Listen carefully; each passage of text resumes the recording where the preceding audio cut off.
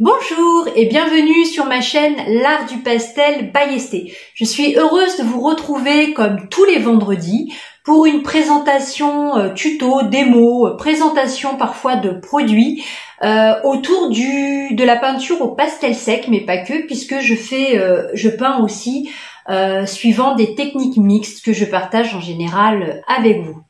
L'intérêt de ce rendez-vous hebdomadaire, c'est de pouvoir partager avec vous mon savoir, partager aussi les expériences et les produits que je découvre dans les magasins, que je détourne souvent. Voilà, je rappelle que je ne suis pas sponsorisée sur les produits que je vous présente jusqu'à aujourd'hui sur mes vidéos. Voilà, l'idée c'est vraiment de partager avec vous mes découvertes et mes conseils.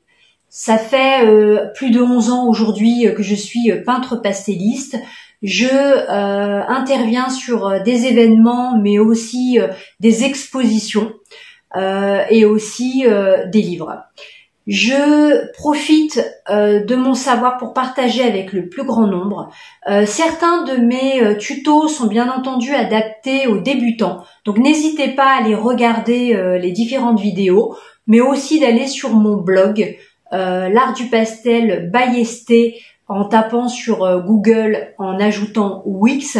Vous y trouverez bien sûr mon blog, mais aussi en descriptive sous la vidéo. Aujourd'hui, je vous propose de peindre suivant des petites cartes et donc peindre en miniature. Beaucoup de peintres utilisent cette technique pour développer leur technique, mais aussi c'est une façon, enfin l'avantage que ça a, c'est que vous avez la possibilité de peindre quotidiennement. Il est difficile lorsque l'on travaille de pouvoir peindre régulièrement, sortir le matériel, etc. Et moi, je pense que peindre en miniature, c'est l'occasion de peindre en 10 minutes, un quart d'heure, sur un sujet donné, en général simple, et de pouvoir peindre régulièrement. L'autre avantage que ça a, c'est économique, bien entendu. Vous allez pouvoir utiliser des petits formats de papier pour vous entraîner. Vous allez pouvoir utiliser les mêmes couleurs ou une même boîte. Ainsi, vous apprendrez à connaître davantage vos couleurs et à mieux les maîtriser. Et pourquoi pas utiliser qu'une seule boîte d'une seule marque. Ainsi, vous aurez l'habitude de l'utiliser et vous serez plus à même d'expérimenter à terme. Et l'avantage aussi que ça a, c'est aller à l'essentiel. Vous allez apprendre en peignant sur des petits formats à suggérer ce que vous voyez, interpréter aussi les couleurs et ne pas rentrer dans les détails. C'est aussi un bon exercice, comme pour ceux qui s'exercent à esquisser un dessin. Donc, je vais vous faire partager avec vous plusieurs démos, plusieurs tutos. Je vais pas les faire sur un seul vendredi, mais sur plusieurs vendredis.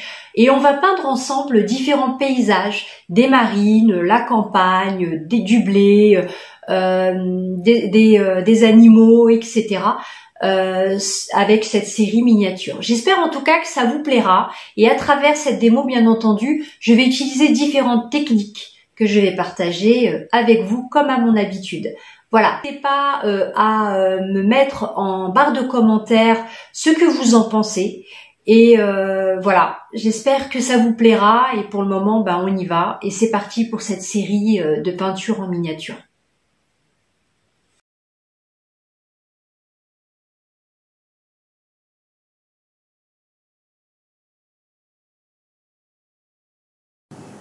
Pour cette démo en miniature, nous allons utiliser essentiellement la boîte de Soft Pastel Sennelier. Je vous la présente plus, c'est une boîte que j'utilise et que je vous ai déjà présentée sur des précédentes vidéos.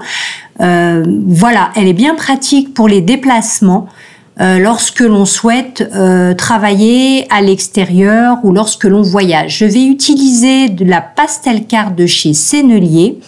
Donc j'ai acheté ce petit carnet petit format 360 grammes par mètre carré avec 12 feuilles de 4 coloris différents. Donc vous avez 4 feuilles par coloris à l'intérieur de ce carnet.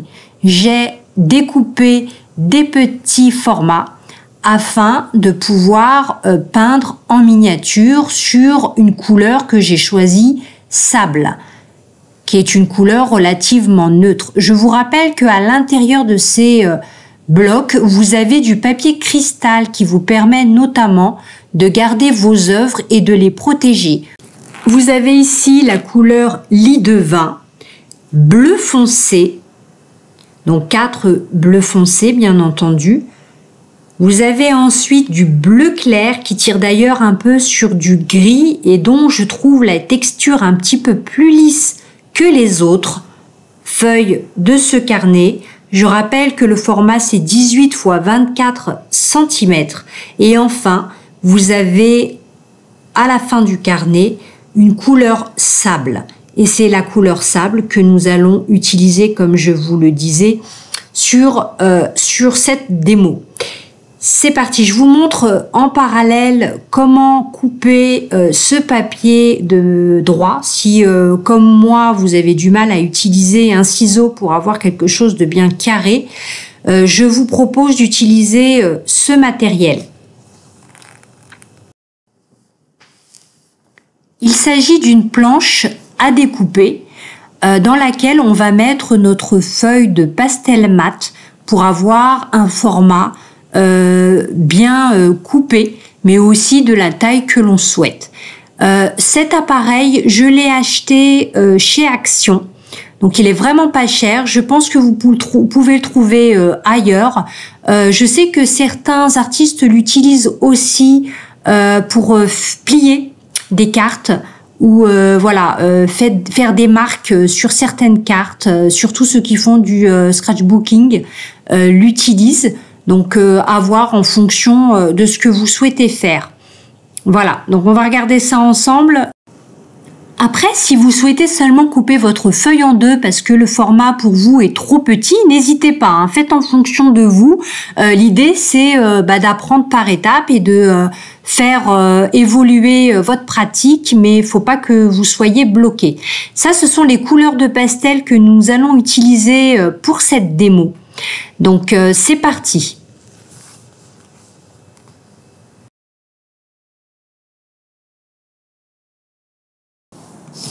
Alors pour cette démo, on va utiliser du pastel mat. Alors laissez-moi vous parler un petit peu de ce support. Je pense que ce serait intéressant quand même que l'on détaille un petit peu ce papier et que je vous explique un petit peu sa composition.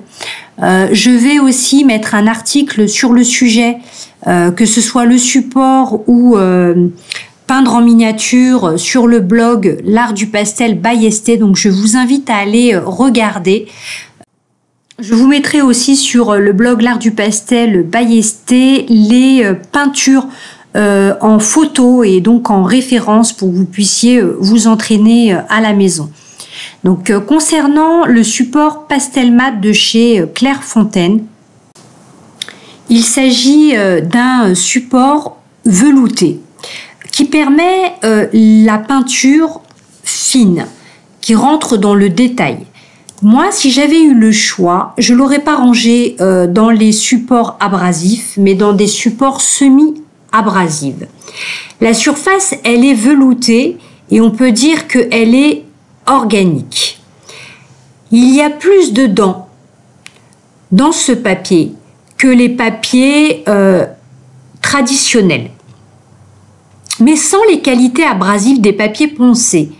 C'est-à-dire que la fibre est végétale et de cellulose. En comparaison, on peut dire que les papiers poncés ou les papiers de verre industriels, qui sont fabriqués finalement avec de l'oxyde d'aluminium et d'autres produits chimiques pour créer leur surface granuleuse, ont tendance à apporter de la poussière parfois toxique en fonction du pastel que vous allez utiliser. Mais ils usent aussi plus rapidement vos pastels, contrairement au support pastel mat. De plus, le support pastel mat a un avantage, celui de permettre de travailler dans l'humide, mais aussi la possibilité de faire plusieurs superpositions. Je m'explique, vous pouvez utiliser plusieurs pastels l'un sur l'autre et de manière pratiquement indéfinie, c'est-à-dire que vous allez pouvoir superposer peut-être 4-5 couleurs et en plus vous allez pouvoir faire des lavages sous la peinture à sec. C'est-à-dire que vous allez pouvoir utiliser de l'eau, de l'aquarelle, du pastel sec et vous allez pouvoir ajouter un liquide, éventuellement de l'alcool. Voilà, vous pouvez aussi nettoyer votre support aisément avec notamment une éponge. Comme vous pouvez le constater ici, sur cette petite peinture marine, on peut facilement créer des nuages avec le doigt en estompant et en rentrant le pigment dans ce papier qui a l'avantage d'avoir plusieurs dents, donc ça permet de faire rentrer le pigment dans le papier, mais il a ce côté aussi velours qui facilite finalement la création des nuages dans cette peinture. On a utilisé essentiellement, et c'est ce que l'on utilisera de toute façon sur toutes les démos de miniatures dans ce cours, mais aussi le suivant, on a utilisé que des soft pastels. Vous pouvez bien entendu utiliser d'autres marques de pastels telles que les Giro, qui s'adaptent bien entendu à ce type de support. J'utilise ici un soft pastel de couleur violet, prune, pour ma sous-couche de galets. Ici, nous sommes pas loin de Dieppe. Et comme certains le savent, ce sont des plages avec des galets. On va bien entendu pas s'amuser à peindre chaque galet. Ce serait complètement fou. On va tout simplement marquer les valeurs avec des ombres, donc des violets foncés et des violets plus clairs. On pourrait bien entendu reprendre un autre pastel de couleur soft, enfin de couleur bleu, violet, voilà, rappeler les différentes couleurs de galets et faire plusieurs petits points sur cette plage afin de suggérer des galets. Mais nous ne sommes pas obligés. Nous allons ici esquisser un phare qui est sur la pointe. Et bien entendu, on ne va pas rentrer dans le détail. L'intérêt ici est de suggérer et de laisser l'œil terminer le travail. Ça vous permet aussi de travailler et de vous exercer à maîtriser les valeurs, donc les ombres et les lumières, mais aussi à mieux connaître vos palettes de couleurs. Ici, on va utiliser que le coffret Sennelier et ce, durant tous les tutos que je vais partager avec vous. On utilisera bien entendu dans d'autres tutos, toujours sur peindre en miniature, d'autres techniques comme le papier aquarellable, différentes sous-couches que bien sûr je partagerai avec vous prochainement, et on utilisera des pastels durs de la marque Prismacolor que l'on trouve essentiellement sur Amazon. Bien entendu, tout ce que j'utilise, je vous mettrai un lien en descriptif de la vidéo.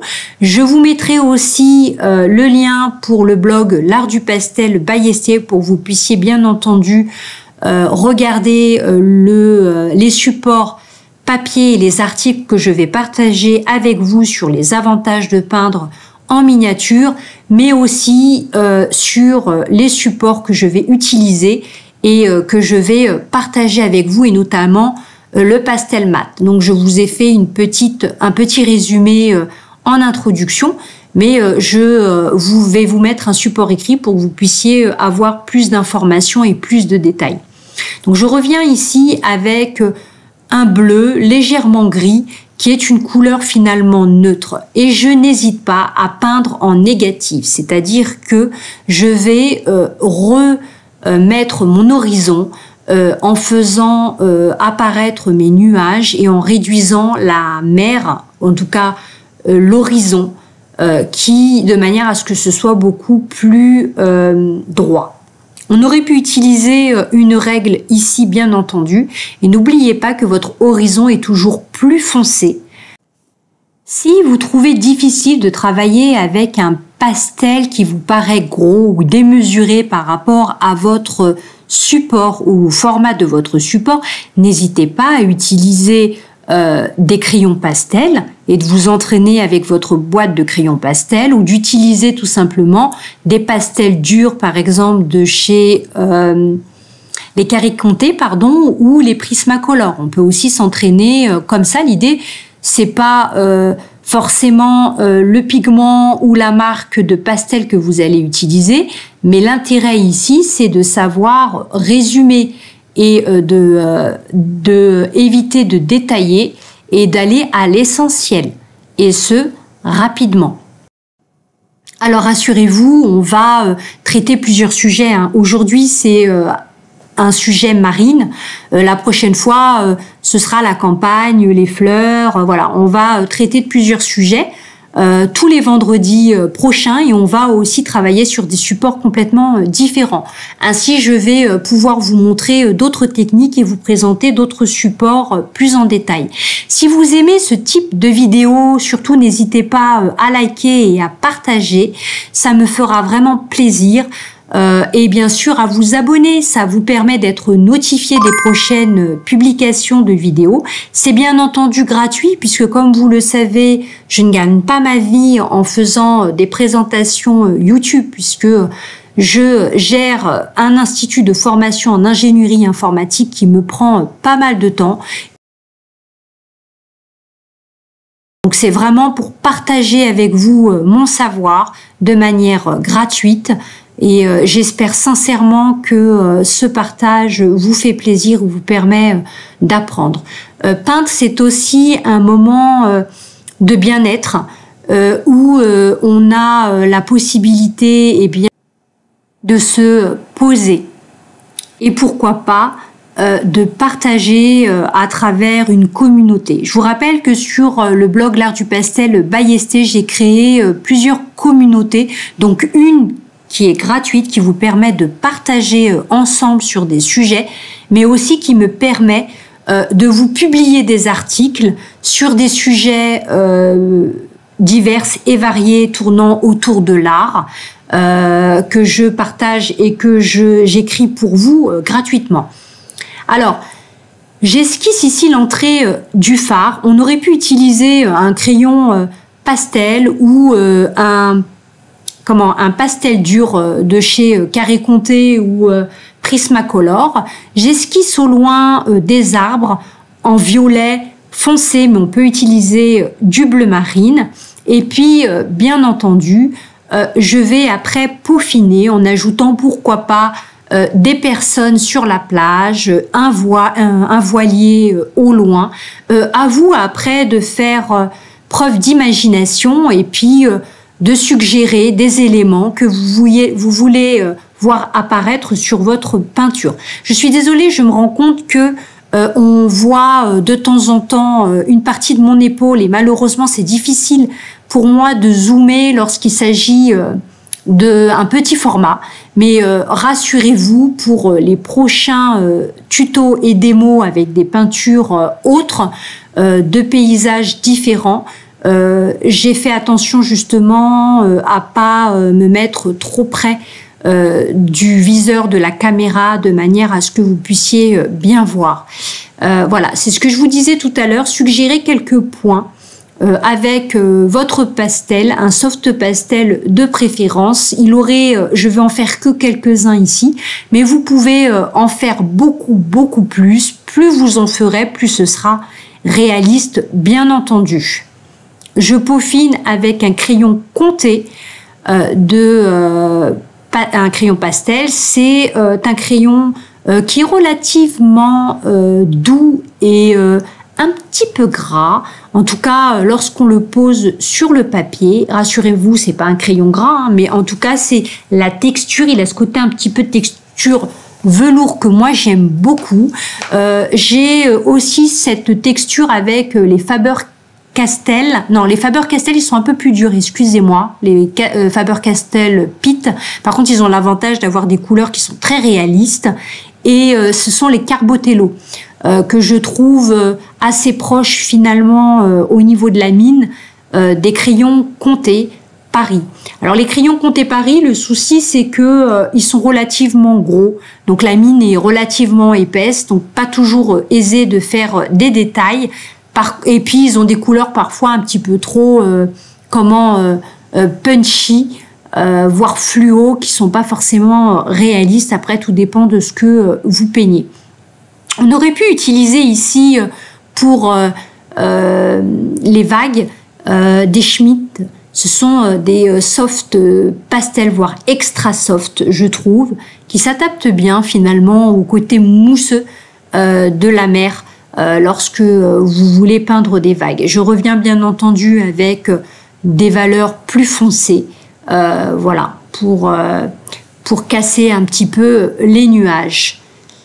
Je vais vous laisser continuer cette démo qui touche à sa fin en musique. J'espère que vous allez passer un bon moment, en tout cas autant que moi, à partager ce tuto. Moi, ça me fait vraiment plaisir de partager avec vous. En effet, moi, effectivement, je ne m'en lasse pas. Donc, je vous souhaite un excellent week-end et je vous dis à vendredi prochain. Au revoir.